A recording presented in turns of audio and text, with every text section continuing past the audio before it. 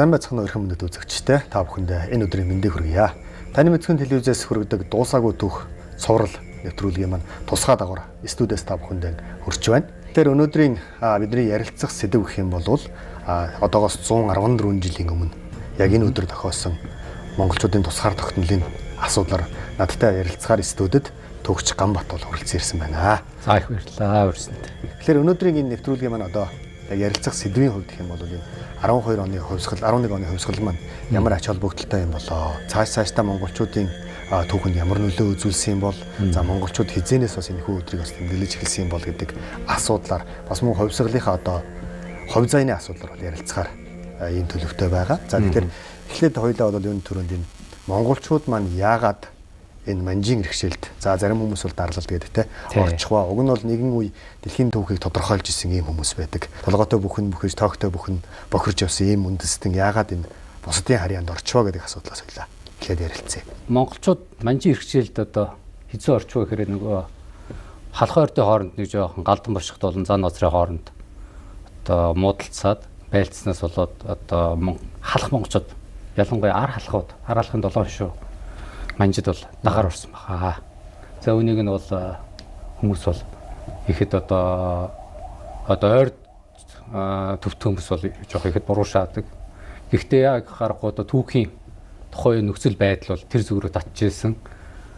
Төв Азийн өндөрлөгт одоо ялангуяа энэ хятадын Солонгосыг бол манжууд эзэлж явчаад дараагийн одоо бай бол монголчууд байсан. За монголчууд бол тухайн үед тархаа бутархай хоорондоо эв нэгдэлгүй байсныг манжууд маш сайн ашиглаад одоо өөрт маш их эрчим хүч энерги суурилсан байсан тэр их хүчийг ашиглаж монголчууд ихнээс нэглээд хорчингуудыг, цахруудыг, төмөн тэгээ халахуудыг сүүлд нь 1750 онд ойрдуудыг эзлэн бүгд нэгтгэж авснараа одоо Монголд манжийн дарал эхэлсэн гэж биднес бол үздэг.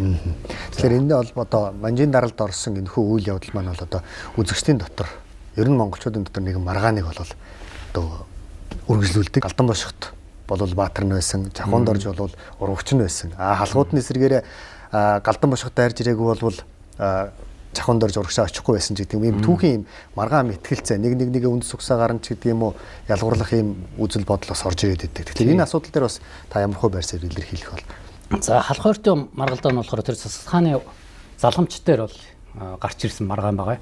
За үеийн үед бол ямар ч одоо улс орон болон одоо ар гэрт ч гэсэн тийм одоо нэг ийм тэргүүлийн байр суурь төлөө хөрсөлтөө нэг иймэрхүү нэгнүүд байнга л гарч идэг. Гэхдээ энэ бол зүгээр шалтгаан. Гэхдээ яг ерөнхий масс одоо тухайн түүхэн нөхцөлийн байдлаас харж үзвэл манжууд бол Мандан Баатарын зайлшгүй, хятадыг эзлэх нь зайлшгүй, монголчуудыг бас эзлээд төвдийг эзлэх нь зайлшгүй байсан. Энэ зайлшгүй нөхцөлтөө бол монголчууд хэрхэн тэмцсэн бэ гэдэг асуудал гарч ирж байгаа. За тэнгууд 1696 онд монголчууд одоо биднес монголчууд гэлэнгүүд өөр монголчууд гомдоод байдаг. Яг үүндээ ар халахууд биднес 1696 онд бол дагаар орж байгаа юмаа. Одоо бүрэн орсон. 1750 онд 55 онд бол манжууд ойрдыг их хэмжээгээр геноцидээр устгаж одоо Шинжаан байгуурт хүмүүс үлдээгүй ойрдууд халахууд алтан нурууг давж орж ирдэг нь айз зугтаж орж ирсэн цаашаа халимг руу зугтсан манжууд Шинжаан байгуурыг ерөөсө ойрдуудын сусаар бол будсан. Тэгэхээр ер нь бол ингээд дарахлаар одоо хүмүүс бас мэддэг те хонгор өрмөн гэдэг дуу бол яг тэр хядлагын үеийн дуу гэдэг ихэд сонсдог те. Тэгэхээр энэ дотор бас нэг зүйл гараад бид нэр одоо түүхийнхээ юг болцсныг эргэж хармаар байгаа. Дөрөв таялаа өөр монголчууд гомддог гэдсэн. Тэгэхээр бид нар бол 220 жил яриад байдаг. Өөр Монголыгоо оруулаад тооцох юм бол бид нэр за бараг 200 бараг 300 жил болох гэдэг. За юугаа тооцох юм бол ойрдын орсоо тооцох юм бол за нэг 100 гаруй жил ч юм уу 150 жил ч юм уу болох гэдэг. Тэгэхээр ингээд бас нөгөө нэг ямар өнцгөөс харж байна гэдгээс шалтгаалаад бас манжид тэр дагаж орсон байт юм уу яасан. Тэгэхээр манжийн зүгээс монголчуудтай ер нь хэрхэн харилцаж байсан бол одоо жишээлбэл та мэдэж байгаа да юуны ходургийн харилцаа тогтоодог тийм одоо жишээлбэл энэ зан тэржид байгаа гүнжийн сүм гэхэд бол одоо эсгэл тастачнаас нацаг дөржийн өндөр дээд эмэг их манжийн хичээнгүй амьрлаагүй гүнжийн ийм сүм байгаа да. Тэгэхээр энэ харилцааны асуудлаар ер нь одоо юу гэдэг манж Монгол хоёрын хоорондын харилцаа яг хумхуу ямар хөө өсөл байдалтай явагдаж ирсэн юм бол. За монголчууд бол 1600-аад оны үед бол урдынхаа тэр их хүч чадал ирэмгийн зориг одоо ном сум одоо морины хүч хурд бол ерөөсө саараг байсан. Тийм учраас монголчууд бол нэгдсэн үед бол дийлдэхгүй. Гэвч хоорондоо одоо нэг ял шалахгүй шалтгаан тэр засаг сааны нэг хаанс хин суухаас шалтгаас нэг тийм одоо нэг юм ийм нэг одоо эго шүү дээ. Хувийнхаа эгог дарж чадахгүй тэр эгогоо нэг улс төрийн түвшинд тавьчихгод тэрийг нь болохоор манжууд бол ашиглаад байгаа.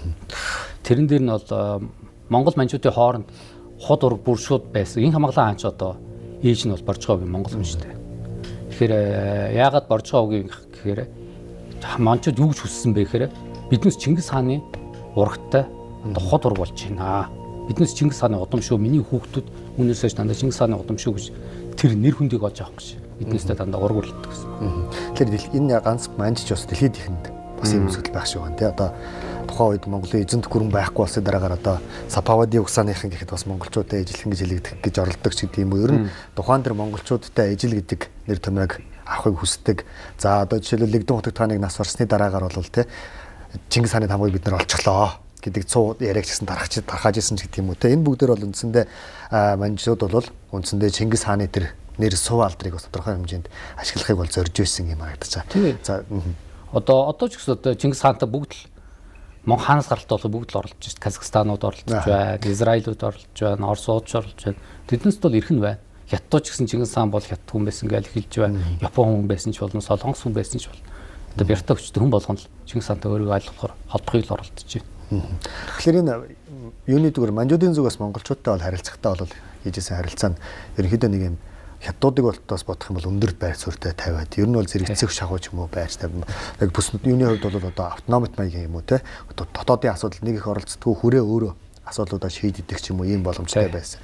За гэтэл ягаад энэ үйл ажиллагаа маань өөрчлөгдөөд 1911 оны одоо бидний ярих гээд байгаа энэ ховсгол гарах нөхцөл бүрэлдэж байна. Ер нь юунаас болсон?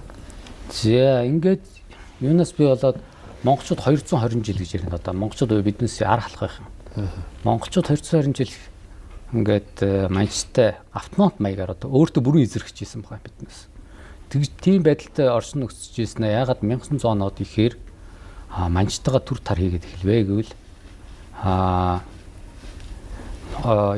хоёр том үйл явдлууд одоо хятад болж байгаа.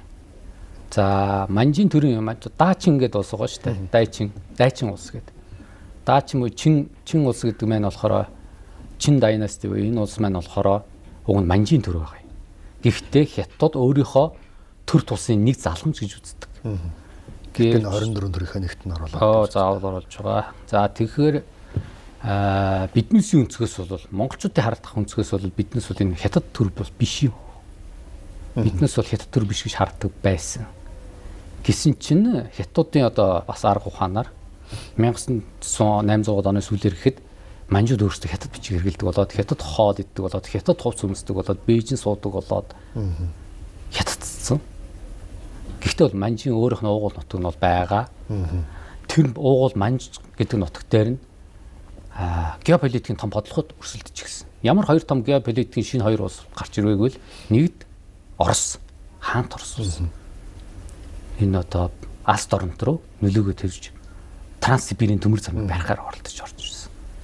За нөгөө талаас далайгаас ямар том хүчрэг том улс хүчрэг тоглогч геополитикийн тоглогч орж ирсэн бэ гэвэл Япон улс. Япон улс Солонгосыг эзлээд авцсан, Тайваныг эзлээд авцсан. Дөнгөж 1895 онд Хятадыг сүм зохиод Солонгосыг бүрэн эзэлж авсан. Тэгээ Солонгосыг колоничлж эхэлж байгаа. Дөөрөх нь үлэг. Дөнгөж дараагийн байран дээр юу болсон гэвэл одоо Манжуур гэдэг нэг газар байгаа шүү дээ. Манжуур. Одоо манайхны бол 3 горлосын нутаг буюу урайх хүмүүс толоо нэрчж магадгүй 3 горлос гэдэг юм чинь. Одоогийн Хэлүнжан, Жилийн, Явнын гэдэг мужууд эднээс бол ухта 1911 он хүртэл Хятадын нутаг байгаагүй шүү. Энэ бол ерөөсөн манжуудын л нутаг байсан. Бас монголчуудын нутаг байсан. Гэтэл Орос, Японы 1905 онд болсон. За энийг бол ингээд орхичих. 1905 онд Орос Японы дэм болно. За энэс өмнө бас Хятад ямар нэг үзэгдэл явагдсан бэ гэвэл монголчуудын одоо тухайн соёлын нөлөө, улс төрийн соёл энэс бүрддэг бол Хятадаас бас их хэмжээний тийм мэдээлэл орж ирдэг гэсэн байгаа юм. Тэр ямар мэдээлэлд орж ирээд бидэнд хүчрэг нөлөө үзүүлж ирсэн бэ гэхээр 1870-60-аад онд боксерын бослог гэсэн. Хятад. Боксер маань тэнгуүтэд 1890-аад онд болохоор манжид их хэмжээний аж үйлдвэрлэл хөгжөөд шин засгийн бодлого гарч ирсэн. Хятадын Одоо хятад гэж хэлэхээр хүмүүс ойлгохгүй. Манжийн даачин буюу одоо чин усаас их шин засгийн бодлого гэдгийг чиши хатан явуулсан байна. Тэр чиши хатан бол ерөөсөө 1860-аас 1910 онд бол ерөөсөн Аз одоо Монголын төрд бас томоохон нөлөө үзүүлж. Чиши хатантай ч ойрхон зөвлөх хүн одоо 80 тонн гэдэг Монгол хүн байдаг шүү дээ, тий.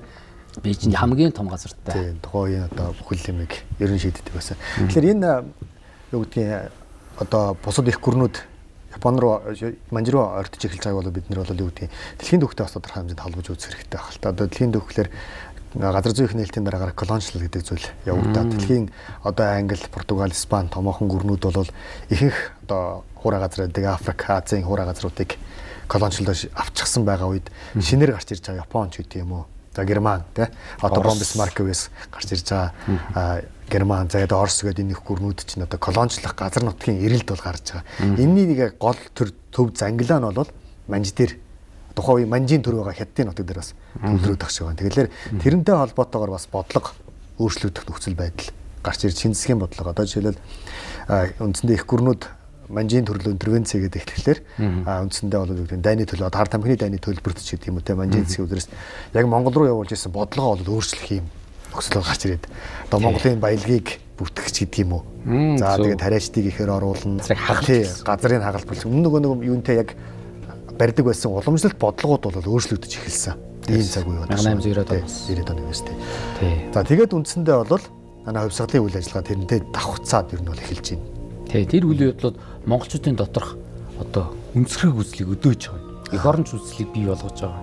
Одоо тухайн үед одоо ихэд нэвтэрж исэн бидээс чи монголчууд ч бас одоо хуучны түүхчлэгээр үздэг шиг тийм харанхуй буруугаа бас байгаагүй шүү дээ.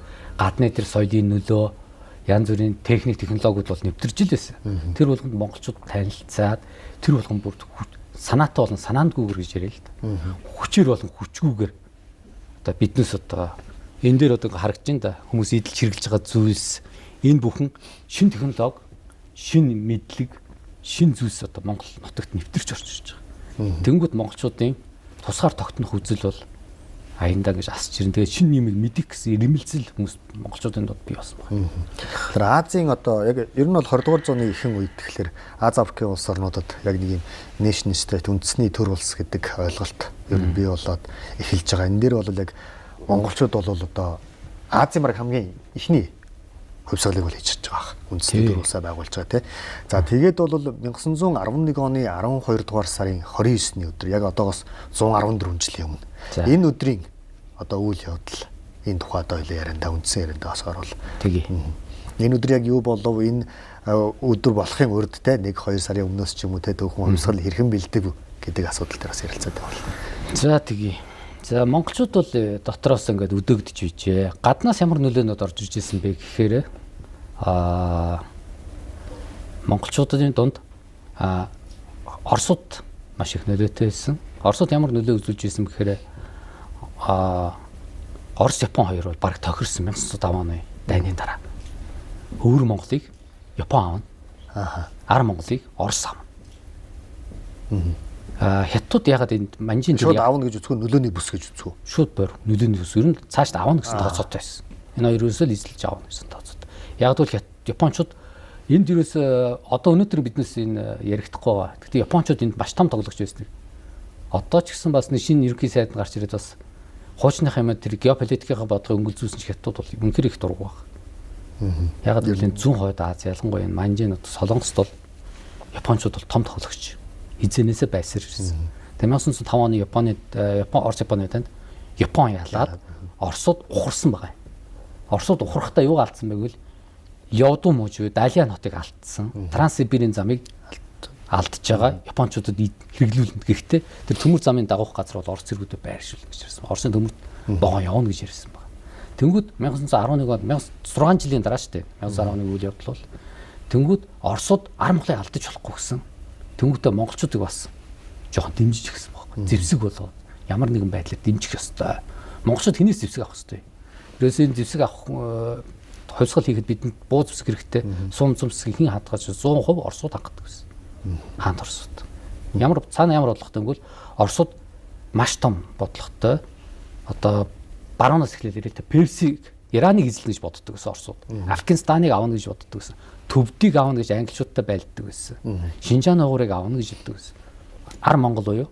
Говьоос ойших монголчуудыг бас авна гэж боддог гэсэн. Тэгээ ерөнхийдөө энэ Оросын бодлого гал ялчвал Монголын одоо 20 дугаар зууны түүхэнд бол Оросын бодлого нэгт орж ирж байна шүү дээ.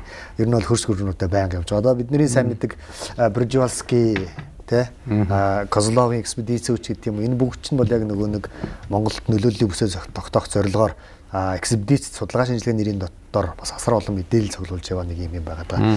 За тэгэхээр 11 оны хувьсгалд маань бол Оросууд бол тодорхой хэмжээнд дэмжлэг үзүүлнэ гэдэг асуудал бол яригдсаад. Сум бууз тий бууз зэвсгээр хөрөнгө мөний хувьч бас тодорхой хэмжээнд 1900 онд нөгөө нэг Эрдэнэ шанзлав Бадамдэр тэргүүтэй хүмүүс бас яваад судлаад ирсэн байгаа шүү дээ.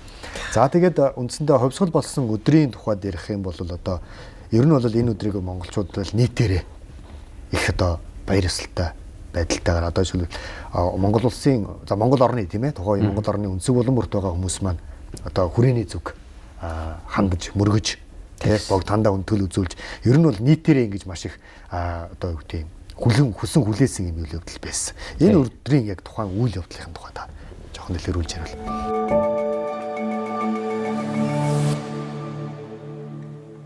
Тэгэхээр монголчуудад болохоор шашин төрийг мандан бадруулах гэсэн ойлголт бол монголчуудын донд нэгтгэж ирсэн байгаа тэр хүмүүс. Монголчууд тухайн үед бол буддын шашин бол гүн нэвтэрсэн байсан. За тэр 700-аас өмнөд байгаад хүн болгон шавлын суудаг гэсэн бол тэр бол нэг талаар бас үний. Тэгээд тэр монголчуудын нэгдэл болохоор шашнаараа бол бүрэн нэгдэлтэй байсан. Тэгээд богд хааныгаа бол тэргүүнээ залж. Богд хаан ягаад төвд хүмүүртлөө монголчуудын тэргүүн байх хэрэгтэй гэдэг бас нэг асуудал гарч байна. Тэр нь болохоор нөгөө анхдахаар богд зан азар маань болохоор Түшээд хааны шууд удам гэдэг утгаараа тэгээд хойд төрлөө олгоо төрж байгаа учраас энэ хүн маань Чингис хааны удам гэж явуулж байгаа байхгүй. Яг архив материал дээр нөгөө сайн нарын өргөсөн бичиг байдаг шүү дээ. Яг тэр агуулга тий. Тэгээд 1911 оны 12 сарын 29-ний өдөр болохоор монголчууд тусгаар цогцлынхаа төлөө бууз зэвсэг барьж үнэхээр дэмжсэн. За энийг болохоор толгойсон юм болохоор дэлхийд дахинд бол алдартай болохоор манай одоо миний төрсөн нутаг гэж хэлэх юм да. Дайчин Чинванг хошины хошоо Чинванг ханд төрж гэж юм байна. Чинванг ханд төрж болохоор богд хааны зарилгын дагуу монголчуудыг тусгаар тогтнолын төлөө манжид одоо амбан сууж исэн өрөө сууж ирснийг үлдэн хөөж. Үлдэн хөөх яг өөр хэмт Орос элчинд амар хцгцсан юм бэл. Зандаа амбан бэл тий. Тэгээд манай хошоо ноён Чинванг хандарч болохоор хошоо ноёноос 2000 зэргийг бууз зэсгээр хангаан оруулж ирээд манчин тэр саандаа амбанд болохоор за ингээд тань 220 жилийн дарлал үүгээр дуусруулаа. Нутаг усан байгаа. Биднээс эндээ өөрсдөө уучраа олно гэж. Тэгэхээр энэ дэр бас нэг юм хүмүүс нэг ярихдахгүй ч гэсэн дипломат ёсны юм байгаад байгаа юм тий. Одоо жишээл сандаа амбныг бид нар улсаа байгуулчлаа гэд сандаа амбныг барьж аваад хороодог ч юм уу тий нэг тийм юм биш харин буцаарай гэдэг юм дипломат ёсны юм буцтгаа гэдэг утгаараа энэ чинь нэг юм олон улсын харилцааны төвшөнд бас нэг хүлээмжшүүлэгдэх гэдэг байгаа нэр шууд алж чадах биш. Бид нар бол бослого хийгээгүй. Тэ ямар нэг юм байгаагүй зүгээр өөрсдийн төрөөс эргэж байгаа төрийн зүгээс бас нөгөө төртэй харьцаж байгаа ч гэдэг юм уу те. Тийм бас нэг дипломат юм бас харагдаад байгаа шиг байна. Тэ. Тэгэхээр энэ дээрээс бол ер нь түрүүний монголчуудын нэг сэтгэлээ гэх юм бол энэ төр гэдэг зүйл ямар их хүндэлж байгаа юм бэ? Тэр 220 гаруй жил одоо өөрсдийн гэсэн яг өөрсдийн гэсэн төргүү байсан юм хүмүүс бол одоо ямар их хүндэтгэж ийсэн юм бэ гэдэг. Яг орчин үеийн хүмүүс одоо манай улс төрийнхэн бас тодорхой хэмжээнд бас үлгэрч авмаар юм шиг байна л. Тэр үеийн нэг үрээ байдаг шүү дээ. Монголын төрийг бол хаш мэт бат бөх болор мэт оюу. Тэгээд нүдний цэцгий зүрхний толт мэт ингэж улс орноо хайрлаж явнаа гэдэг нэг юм үрээ тангараг үг өдр хэлдэг те. Нэг юм асуудал байгаад байгаа. Тэр үеийн хүмүүсийн тэр нэг төрөө хайрлах сэтгэл Монгол төрд өөрсдийн гэсэн нэг юм засаг сахаргатай болж байгаа тэр баярлж байгаа тэр мэдрэмжийг бол өнөөдөр бол бас үгээр хэлхийн аргагүй төсөөлхийн аргагүй бас ийм мэдрэмж. Тэгэхээр тэр үеийн мэдрэмжийг бас одоо өнөөгийн төрөлсгийнх бас нэг бодоод үзвэл бас нэг нэлээд бас сургамжтай юм байх юм болоо тий. Тэгээ төр ёсны хүндэтгэл гэж бас нэг юм байгаа. Тэр 5 яамны сайд яг томилогдож байгаа процесс төр бол богд ханаас тамгаа 100 гар дээрээ гардаж аваад баруун гар дараа аюу ягаад одоо газар тулаад богд ханд мөргөлөө тэр бүхий жохот төрийн тамга бол цуг бүхийхгүй дээр ингээ үлдчихэж байгаа ч гэдэг юм уу. Тэг ингээ нэг юм төрийн хүндэтгэл ёс тол монголчуудын одоо 200 жилийн одоо хүсэл мөрөөдөл гэдэг юм уу. Тэр утгаараа бол энэ өдөр бол асар их аж холбогдолтой ийм өдөр байгаа гэдэг. Энэ өдөртэй холбоотой газар усны нэр хүртэл одоо энэ богд ууланд бол артлын амуудад бол байна.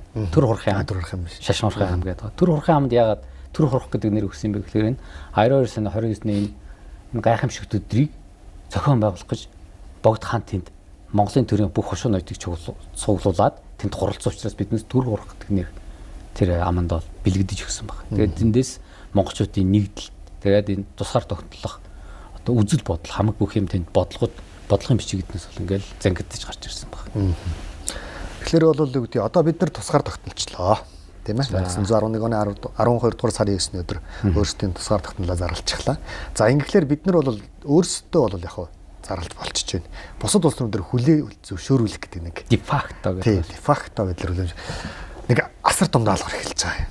Одоо даалгавар гэх үү одоо тий. Энэ бол дөнгөж эхлэн зөвхөн одоо юу гэдгийг бүхэл бүтэн одоо хагас 100 жилийн одоо тэмцлийн эхлэн дөнгөж тавигддаг. 1962 оны тий нүүбэд эсэх хүртэлхлэр чинь бүхэл бүтэн 50 жилийн төгөлөх гэдэг шүү дээ тий. Дөнгөж эхэлнэ. Баяр бол яг нэг л өдөр ер нь бол үргэлжилж байгаа гэж ойлгох гэдэг шүү дээ тий. 29-нд бид нар баярлаа маргаашнаас нь хүлээн зөвшөөрүүлэх ажиллагаа эхэллээ. Том ажиллагаа. За эхний ээлжинд бол манайх бол нэг 9 улс руу харбинаар дамжуулаад нот бичиг явуулах гэж байгаа. За яг 3 нь бол явж чадаагүй. 6 нь бол явсан байгаа. Тэ ингээд олон улсын төвшөнд ер нь Монголын тусгаар тогтнолыг яаж хүлээж авч ирсэн юм бол. За тухайн алдартай Times, New York Times одоо Английн сонин сэтгүүл, Америкийн сонин сэтгүүлээр чим андарч иднээс одоо Богд хаан төр усаа байгуулсан монголчууд манжийн төр унссан 2 улс тусаар тогтнож гарч ирсэн байна. Нэг нь бол Хятад гарч ирсэн. Хятад өөргөө Чинхаа бие цагаагчийн ханжил явсгал гэдэг л явдаг. Монголчууд бас 1911 онд манайхын цагаагчийн ханжил явсгалыг биднээс хийгээд манжийн төр унаж Дайчин улс унж Хятад бүгд 8 дахь Хятад ард улс Богд хаант Монгол улс гэдэг 2 улс салан тусаарлаж цаашдаа зам мөрөө өөсөө. За тэнгүүд монголчууд эртнээс нааш энэ зүгээр 1911 онд гүйчингүүтээ за одоо дараагийн алхам юу вэ гэж яригдаагүй юм. Тэрнээс өмнө айл хэдийн алдарт Рибен хэмээх улс руу явж ярьсан байгаа. Хаант Орос улс руу Петербургт хотод айл өндөр гонгорыгаа дагуулад 1909 он 10 онд манайхаа айл хэдийн очоод тэгээ үзэгчдэд тодруулж хэлэхээр Рибен гэдэг маань одоо Япон улсыг хэлээд байгаа тий. Тэгээд монголчууд болохоор тухайн үеийн алдартай болсон Герман, Англи, Франц одоо Голланд тэр тоглогч болсон улсууд руу бүгднэр нь болохоор загтлагдсан байна. Монгол улс ингэ цаашаа Манданбаатарнаа тэгээ 1910 онд монд явахдаа ч гэсэн хаант Оросын засгийн газар зөвшөөрөхгүй байсан гэж байгаа. Цаашаа нөгөө бус тусын эцсийн сайдаар орох гэсэн зөвшөөрлөө. Тэнгүүд хаант Орос болохгүй. Тааш зөвхөн бидэнтэй л уулзах гэж ирээдтэй бус тустай орлох ямаагүй яхаа тэгвэл энэний цаана юу хөгжижсэн гэл Оросын геополитикийн бодлого. Яг бол ар Монгол өөр юм хэлсэн юм байна. За тэр утгаараа Монголын тусгаар тогтнолын асуудал дээр бас тухайн улс түнүүдээс арай түрүүнд одоо орж ирж байгаа улс бол ялч Орос. 1912 онд Иван Яковлевич Крстовец гэдэг хүн Монгол улсад ирж 9 сарыг өнгөрүүлж Монголын засгийн газартай гэрээ байгуулж байгаа. Энэ гэрээний утга агуулга, ер нь гэрээний үйл явц. Энэ дээр ер нь Монголын асуудлыг ер нь юу гэж авч үзсэн юм бол тухайн Монголын ноёдууд бас ямархуу байр суурьтай байсан юм бол гэдэг асуудал. За ямар геополитикийн 3 тоглогч байныг бол мэдээж энд энийг үүсгэжсэн галын ноцоосон хаант Орос улс байна. За хаант Орос улсад сөргөлдөж байгааг бас ар Монголыг ч гэсэн авчдаг ч юм уу гэж бодож байгаа залуухан бярттай Япон улс байна. Гэтэл бас хатгч өмхийгээ тавихгүй нэг одоо хэдий бяргууч гэсэн бас нэ. Яа зүгээр асуусрах ус Хятад улс байгаа. 1912 оны үндсэн хууль дээр 12 оны 3 сарын 10-нд батлагдсан үндсэн хууль дээр Хятад Дундэргийн улсын газар нутг нь өвөр Монгол тэгээ Хятад бусад Монгол тэгээ 22 Хятадын мууж гэдэг ч юм уу ингээд Монголыг ар Монголыг одоо халах Монголыг үндсэн хуульдаа өөрийнхөө нутаг гэж заачиж байгаа хүртэл. Тэр газар зургууд янз бүрийн 50 нэг бүрээс Бухарыг авна л гэж үзсэн шүү дээ. Алдсан байсан 50-ныгаа оруулна. Солонгосыгаа бас оруулаад зурцсан байна. Тэгэл манжийн ер нь бүхэл тэр чинь санаа нь байна. Гэхдээ сачийг хүрхгүй л дээ. За сачийг хүрж байгаа 2 улс байгаа. Орос болон Япон бол үнэхээр сачийг хүрээд энэ дээр том тоглолтууд явагдаад байгаа. Хин авах вэ? Гэхдээ Оросууд бол аавна гэд тоглолцсон байгаа 1905 оноос үлд. Гэхдээ Япончууд бас юм яаж мэдхүүдтэй халахгүй бас 39 онд балчих чинь билүү гээл бас бодлоо яваал байгаа шүү дээ. Тэгэл байлдыгээл тэр 39 онд болсон Номон хааны тэр тулгуурлал бол дараагийн асуудал байна. За тэнгууд Япон эднээс тоглолт явангууд Крстовецийг явуулаад монголчуудад болохоор хамгийн ихэнд бидэнд богдхан 29 онд байгуулчаад юу гойсон бэ гэхээр эдийн засгийн хувьд эрхч бас нэг хөдлөлтөй мөнгөтэй болъё гэж бодоод хаан торсоо шууд ихний зээл гойсон. За тэр бүхний зохицуулах гэж бол Кростовоос ирсэн дараа нь Козин гэдэг юм шээ. Тэрийг биднээс бол гойчин гэж ярьдаг. Тэр гойчин гэдэг бол биднээсийн одоо толь бичгийн төртөл ортлоо нутагцсан. Залуу хүмүүс үзчихвэл уулнаас мод татах зөвшөөрлийг бол одоо гойчин гэж нэрлэдэг байгаа тийм. Тэр бол 1910-ад оны үед Монголд ирж ирсэн бас эдийн засгийн зөвлөх Козин нэрнээс үүсэлтэй юм байна. За ингээд Оросууд ямар ч байсан ингээд ирээд Кростовицыг ирэхэд ирээд гэрээний асуудал яригдж байгаа. Энэ дээр бол Кростовиц бол шууд Монголыг тусгаар тогтнолыг хүлээн зөвшөөрөх асуудал дээр бас нэг өөрийн байр суурийг бол илэрхийлэхдээ шууд хүлээн зөвшөөрөхгүй. Тий.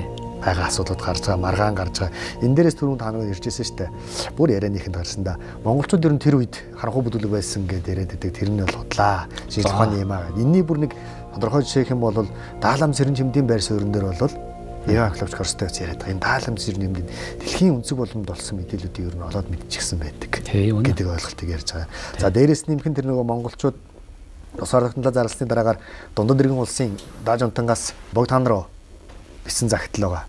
Эзнээсээ салаад явж болохгүй гэдэг асуудлыг ярьж байгаа. Гэдэг нь хүмүүс хэлжихгүй болоос хүмүүс чинь дааж унтан гэдэг. За та тайлбарлаж байгаа. За одоохон болохоор одоо юу гэх юм ерөнхий сайдл гэж хэлэх юм да. Даа гэдэг нь их жунтан гэдэг болохоор ерөнхийлөн захирах гэж байна. Тэр ерөнхий сайд одоо биднээс ерөнхий сайд гэсэн утгаараа байлгав. Хятад бол ерөнхийлөгч байсан. Тэрний доотх бол дааж унтан маа ерөнхий сайд гэж бас байсан. Тийм. Тэр загтал дээр бол юу гэж нэхлээр Монголын газар нутаг одоо тий өөрийн энэ юунаас салж болохгүй гэсэн агуулга бол хоёр улс ингээ бие биендээ харьцалгүй явъя гэдэг агуулга ирж хахад богд хаанаас бичсэн загтал дээр бас нэг сони ямарж ирж байгаа. Америк хувьсгал Англиас салж байгаа тий. Тэр хувьсгалын асуудлыг ирээд энэ хоёр улс салаад одоо ингээ нэг нэгэндээ дипломат харилцаатайгаар оршин тогтноод байна штэ гэдэг утга агуулгыг та мэдэхгүй юу гэж өөдөөс нь бүр сөргүүлж асуу загталтаа дурдж явуулж байгаа. Тэгэхээр Америкийн хувьсгалын асуудлыг хүртэл яг тухайн үед монголчууд мэддэг байсан гэдэг асуудал. Тэгэхээр ер нь бол юу гэдэг Монголын байр суурь аль болохоор олон улсын хэмжээнд хүлээмжшөөрөгдөх. Тэрэн дотор бол энэ мөрийн тусгаар тогтнолыг яг Оросоор хүлээмжшөөрүүлэх санаатай байдаг. Тэрэн дотор бол юу гэж нэхлээр ер нь бол Кростовицын санаа бол юу гэдэг шүү дээ. Монголчуудтай гэрээ барахдаа юу гэдэг Монгол улс, Ар Монгол гэдэг нэр томьёог ашиглах гэдэг. Дээрээс нь нэмэх нь засгийн газар биш. Монголын сайд ноёдуудтай гэдэг ч юм уу ашиглах. Монголын сайд ноёдууд болохоор үгүй эн чинь Монгол улс гэдэг нэр томьёогоор бид нар явмаар байна. Ийм юу биш, сайд ноёд биш. Засгийн газар гэж явмаар юм чи улс штэ гэдэгтэй өөрийн байр суурийг бас ингээ илэрхийлээд. Ер нь бол энэ юу бол нэлээд урт хугацаанд маргаан мэтгэлцээр дүнд бол тодорхой хэмжээнд монголчууд бол Оросоор өөрсдийнхөө тусгаар тогтнолын асуудлыг бас боломжийн хэмжээнд хүлээн зөвшөөрүүлчихсэн. Гэж харах гэдэг. Энэ дээр болохоор нэг хүнийг дурдахгүй бол манай энэ 1911 оны энэ хувьсгалын үйл явц бол учир тогтолтой болчих гэдэг юм л да. Дахиад нэг өөр монгол хүнийг хэлэх ёстой. Хайсан. За энэ хайсан гүн яагаад энэ биднээс заавал дуртаад байна гэж ирж байгаа. Энэ хайсан гүн бол бас одоо 1890 оны сүүл тэр шинэ засгийн бодлого гаргахад одоо цагаанаас хойш өрн чим хандарч үг байгаа ш. Цагаанаас шаахан мөр гарахгүй гэж андгаалж байгаа. Цагаанаас хойш хизэнээс нааш хятад суудаггүй байсан. Ерөөсөө суудаггүй л байсан. 1890 оноос хойш суудаг болсон. Яагаад гэвэл аж үйлдвэрлэл тэр Манжин нутагт одоо жилийн хэлвэнжээ можуудад Манжин тэр уугуул нутагт одоо Мөгдөн хот. Одоогийнхаар бол юу лээ? Шиньян хотод аж үйлдвэр хөгжихийн хэрээр том томоохон уурхаанууд нэгтгэхээр ажлын хүч хэрэгтэй болонгод хятад гүү төмөр орж ирсэн. Тэрийг бол бид нөхөж чадахгүй, монголчууд нөхөж чадахгүй, манжууд нөхөж чадахгүй. Биднээс бол тийш тэр балиар хот суурин руу очихсан ямар сонирхолтой шүү дээ. Тэнд очиж ажиллаж байнг бол бүр сонирхол байхгүй. Тэнгүүд тэнд ирэх ажилчин хүчийг хятадын сая хүмүүс нь хойш орж ирсэн. Өсөглөн хятадууд. Тэнгүүтээ тэр хайсан гүмний одоо байрын хошуунуудыг одоо тэр улаан хад тэр хошуунууд руу орж ирээд газар нутгийн булаа авсан. Хүчрхийлсэн. 1800 онд одоо бас их том геноцид явагдсан шүү дээ. Монголчууд тэрийг бол байнга мартахгүй санаж ах хэрэгтэй. Тэгээ хайсан гүн тэрнээс харчингууд цухтаж орж ирээд хайсан гүн Монголын улс төрийн одоо Монголд байсан шилдэг сэхэтнүүдтэй бүгднтэй уулзаж Монголд бол идэвхтэй үйл ажиллагаа явуулаад монголчуудыг болохоор өдөөсч чадсан байна. Цэнэглэж чадсан. Одоо эх оронч үзлээр, тусгаар тогтнох ирмэлцлэр тэгээд хайсан гүн 1911 оны хувьсгал бол үнэхээр том ач холбогдол үзүүлсэн үзэл санааны том одоо үзэл санааг боловсруулах номлогч одоо юу гэх тэрний үзэл санааны нөлөөлөгч юм арч юу. Тийм. Гэтэ бол бичлэн бол удирдаагүй. Тийм. Энэ дотор ч ингээ ярихлаар ялч юу ярих гэдэг юм л та. Нөгөө нэг энэ 11 оны 12 дугаар сарын хувьсгал болвол дан ганц халахын асуудал биш. Өөр монголчууд орж ирж байна. Дээрээс нь манай бүрээдүүд халмын бүрээдүүд орж ирж байна те. Бүрээдүүд бол дараа нь хувьсгалын дараагаар одоо хамгийн сайн мэддэг бидний Жамсрынгийн цэвэнээс эхлээд хувьсгалын дараагаар үйл ажиллагаанд идэвхтэй оролцож байгаа гэдэг утгаараа энэ нөгөө нэг Нармай Монгол нэгдсэн Монгол үзлийн үзэл санааны асуудал байсан. Яг хуу хэрэгжиж голомт нь болж үлдсэн нутаг нь бол яг хуу одоогийн халахын нутагч гэдэг юм уу те. Монгол нутаг гэж авч үзэж болох боловч. За ингээд 12 оны гэрээ дамбиж авч шүү дээ. Дамбиж авс орно те. Хүмүүс сайн байна. Тий. Тэгээд 12 оны гэрээ хийгдлээ. Ард дээр нь удалгүй Орос хотын гэрээг авахлагдаж байгаа. Тий, тэр бол биднээс худрагаар шүү дээ. Худрагаар. Ерөнхийдөө ингээ харахаар зарим хүмүүсийн ярьдгаар ахнар маань тий. Ахнар маань. Зарим хүмүүсийн ярьдгаар бол ахнар. Бид нарт бол юу гэж юм гэхээр надалтаа ингээ биднийг зөвшөө дэмжиж байгаа юм шиг байна. Ууцгүй гэж байгаа. Тий. Араар бас нэг өөр юм яриад хийгээд байна. Тэгээ 13 оны тэр гэрээ басыг ямар ч үстэй гэрээ болчихов. За энэ болохоор түрүү хэлсэн геополитик дээр бол 3 том тоглогч байгаа. За 2 том тоглогч маань болохоор Орос Япон 2 биш. Орос Япон 2 маань тэр яриад цаа төгссөн байгаа. За дунд дэрэг ус гэж гарч ирсэн. Бүгд нэр хятад тусаа өмнөх. Дунд дэрэг ус гэдэг. Тэр дунд дэрэг усууд болохоор үргэлжийн гомдол мэтүүлдэг. Ялангуяа одоо Ар Монголд идэвхтэй үйл ажиллагаа хийж байгаа Оросуудад, хаант Оросуудад загтал цаанаа бичнэ. Биднээс буцааж авнаа энэ Ар Монголыг. Энэ яагаад биднээс салраа хөвчв? Таамс яагаад энд юу ямар тоглолт хийчихв? Ямар манипуляц хийчихв? Биднээс энэ нутгаа буцааж авмаар ах ингээд. Дөнгөтэй энэ тэр гомдлтыг нь одоо бас Японы талд хятадыг оруулмааргүй байгаа шүү дээ. Оросууд бас тэний хүн биш шүү дээ. Хоёр дайсанд үзэлцмээргүй байгаа шүү дээ. Хятадыг бас ашиглаад Японтой үзэлцүүлэх хийж байгаагаар за Ар Монголыг өгнө гэсэн нэг тийм өгөөш. За тэр нь болохоор тэр за Орос хятадын хоор дунд дэрэг ус орнд байгуулсан гэрээ баг гэрээ. За тэр гэрээний дараагаар бол бидний асуудал ягаад бидэнгүй яригдчих вэ гэдэг асуудал ярьж байгаа учраас монголчууд бол 1915 оны Хягтын гэрээ гэдэг зүйл рүү одоо оролцох ийм түүх нөхцөл бүрдэж байгаа. За энэ рүү орохын өмнө би зүгээр нэг зүйлийг ахаад бас нэг танаас жоохон тодруулаад бас хоёлаа ярилцвал зүгээр юм болов уу гэж. Тэр нь юу гэхээр 15 оны Хягтын гэрээний өмнө. За 1914 онд Даалам Цэрэн чимэд. За 1915 онд Шинван хандэрч тэргүүтэй хүмүүс бол одоо зурдаар гэхүү одоо учир битүүлгээр гэхүү те хороогийн мөнхөсийг үзүүлж байгаа. Тэгэхээр энэ хоёр хүн маань бол ер нь гэрээ за 12 оны Кростовстой байгуулсан гэрээ хэлцээгээр орох юм бол бас нэг юм оройлох байр суурьтай оролцдог. Ноёдууд дундаасаа бас олон улсын мэдлэг геополитикийн ойлголт бас нэлээд өндөртэй хүмүүс байсан шиг байгаа. Тэгэхээр энэ хоёр хүмүүсийн үхлийн учир холбогдол бас ямар хуу учиртай байсан юм бол хүмүүс бас юу гэж судлаачид бас ямар хуу өнцгөр харддаг юм бол тэр талаар бас үзэгчд шигчд те сонирхож байгаа хүмүүс бас нэг мэдээлэл өгвөл.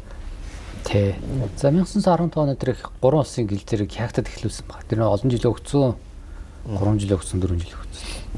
18 онд дууссан. Тэгээд яагаад энэ 3 улсын гэлзэрийг байгуулах вэ? Орос хятадын хооронд тохирсон нөхцлүүдэд монголчуудад тулгах хэрэгтэй болсон. Тулган хүлээл гэж байгаа гэсэн үг тийм. Шууд тулгасан. Одоо юу гэдэг хүчээр шүү дээ. Одоо ямар нэг одоо энэ бол ерөөсөө биднээс хүсэл зоригоор болоогүй зүйл. Одоо биднээс хүсэл зориг бол өөр шүү дээ. Тэр 9 улс руу явуулаад биднээс бүрэн тусгаарсан улс де факто болохыг хүсэж байгаа боловч Хятад Оросд хоёрт бол тэг сонирхол байгаагүй. Японд ч бас байгаагүй. За энэ 3 улсууд хизээж байхгүй. Биднийг бол хинч дэмжихгүй шүү дээ. Ер нь бол одоо ч дэмжихгүй. Тэгэхдээ биднээсийн энэ 3 улсын тэр нөлөө дээр бид өөрсдөө тоглолт хийх юу гарч ирсэн. Тэнгүүд Монголын ноёдын дунд бас мэдээж хэрэг энэ 3 улс чинь бас худалдаж авах болно. Одоо юу гэж хэлдэг те. Бадам дөрж хятад авлаач гэж ярьж болно те. Нөгөө 19 оны шүшүүжэний юу гарч юм те. Тий. Эсвэл Оросын талыг илтэмждэг бас нэг зас хошоо ноёдууд бас байж болно. За Япончууд бас заримыг нь худалдаад авч болно. Тэгэд энэ хүмүүс хоорондоо ингээд талхилцдаг байсан байна. Тэгэд энэ дээр болохоор тухайн одоо яг баталсан зүйл байхгүй болохоор одоо ховж болох гэдэг байна.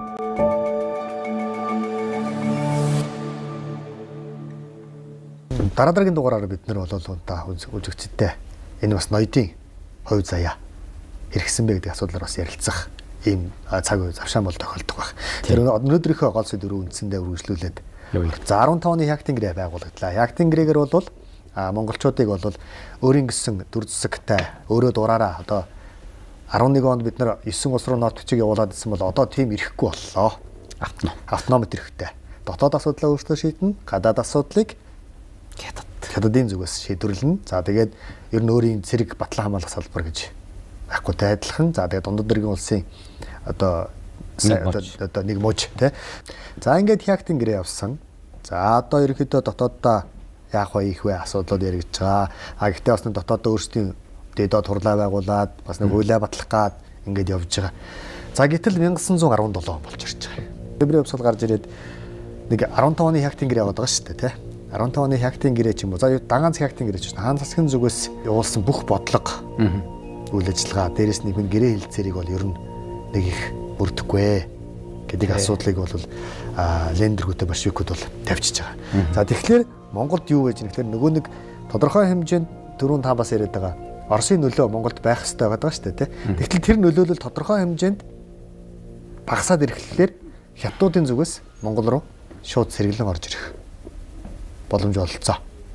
Тий болж байгаа гэдэг утгаараа цааталт нь бол одоо Японы Анифу бүлэглэлийн дэмжлэгийг автсан Шүшүжан гэдэг хүн 1919 онд.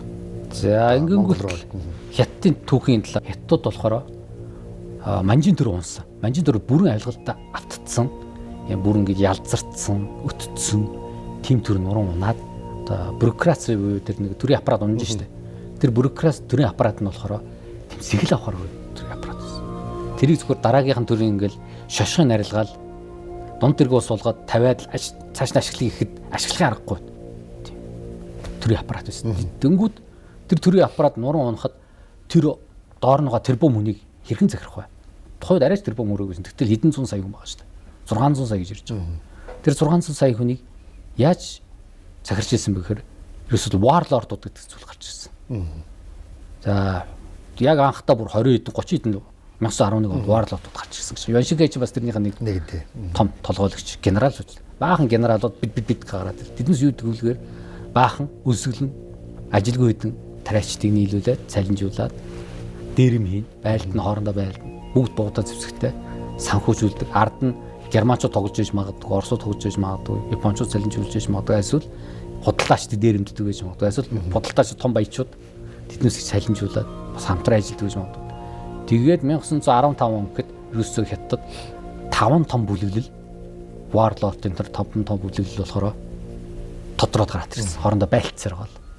За тэр хилжинд анхой бүлэглэлийнхэн гэдэг. Анхой нутгаас анхаарсан учраас тэр нь болохоор төв хэсэг Бээжавэр нутаг байсан юм байна.